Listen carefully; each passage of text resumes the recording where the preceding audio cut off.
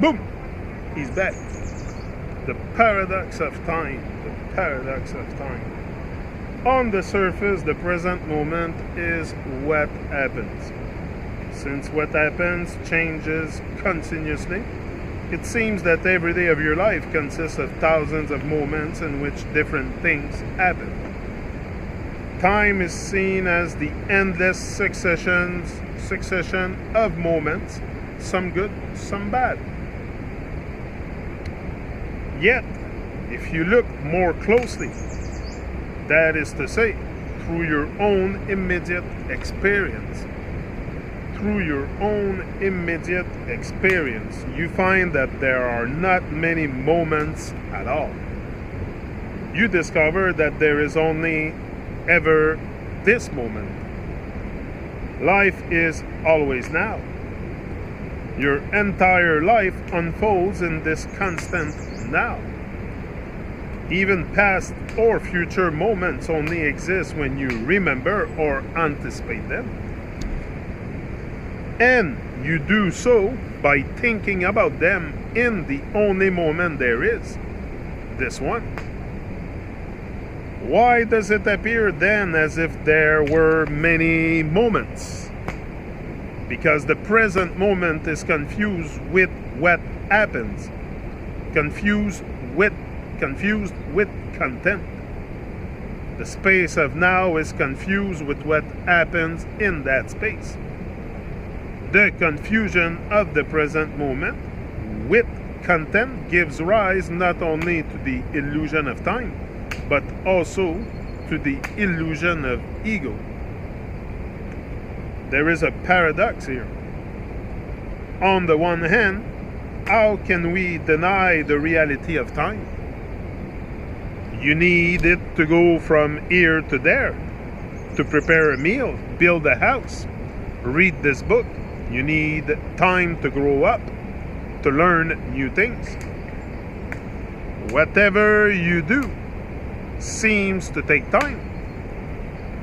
Everything is subject to it. And eventually, this bloody tyrant time, as Shakespeare calls it, is going to kill you. You could compare it to a raging river that drags you along with it, or a fire which everything is consumed. I recently met some old friends, a family I had not seen in a long time, and I was shocked when I saw them. I almost asked, "Are you here? What happened? Who did this? Who did this to you?" The mother who walked with a cane seemed to have shrunk in size. Her face shriveled like an old apple. The daughter, who had been full of energy, enthusiasm, and the expectation of youth when I last saw her, seems worn out, tired after bringing up 3 children.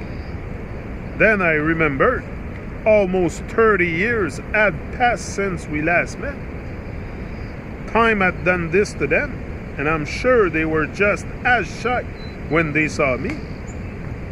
Everything seems to be subject to time, yet it all happens in the now.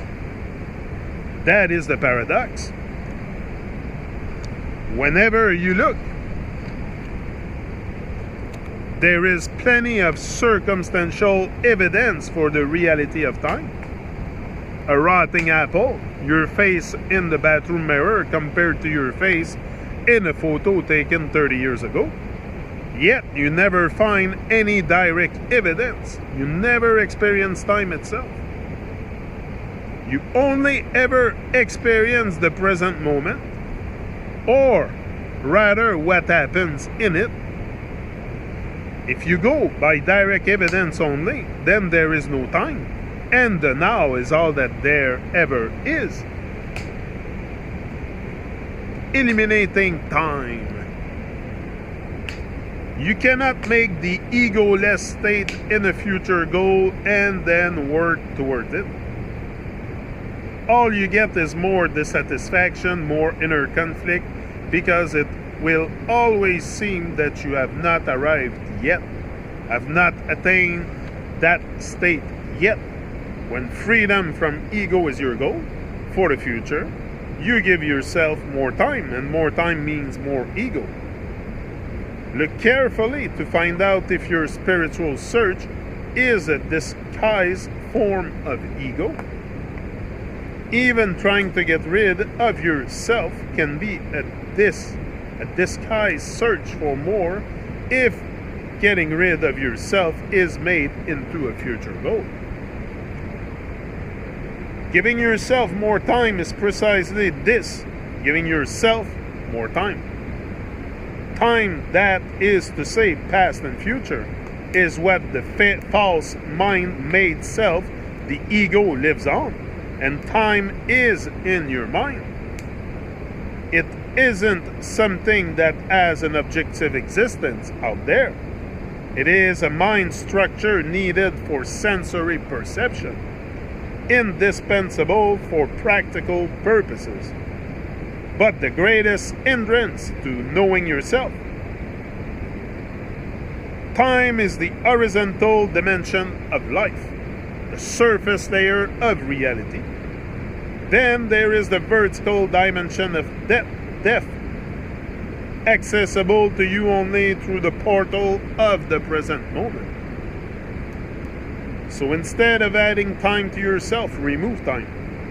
The elimination of time from your consciousness is the elimination of ego. It is the only true spiritual practice.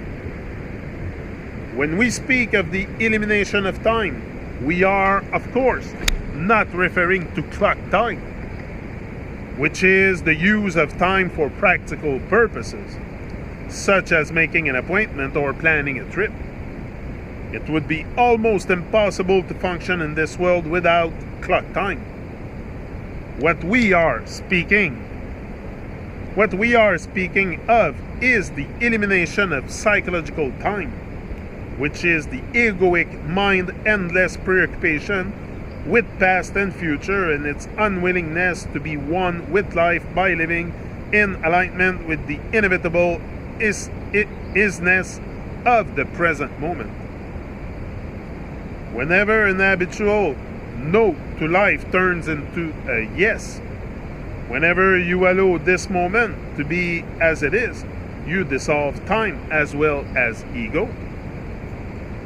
For the ego to survive, it must take time. It must make time, past and future, more important than the present moment.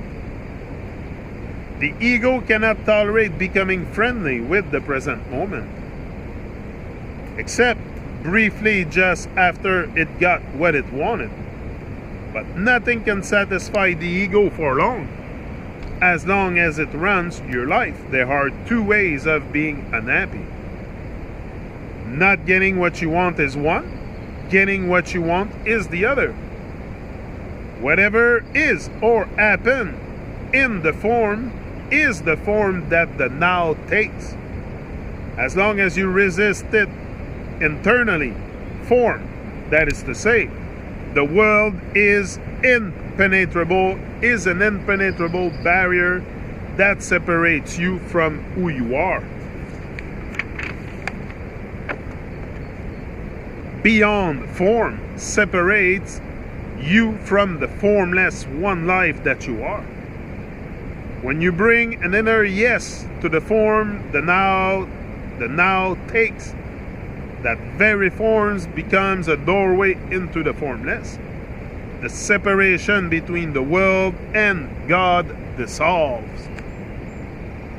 When you react against the form that life takes at this moment, when you treat the now as a means, an obstacle, or an enemy, you strengthen your own form identity, the ego, hence the ego's reactivity. What is reactivity? Becoming addicted to reaction. The more reactive you are, the more entangled you become with form. The more identified with form, the stronger the ego. Your being then does not shine through does not shine through form anymore, or only barely. Through non-resistance to form, That in which is beyond form emerges as an all-encompassing presence, a silent power far greater than your short-lived form identity. The person. It is more deeply who you are than anything in the world of form. I'll be back.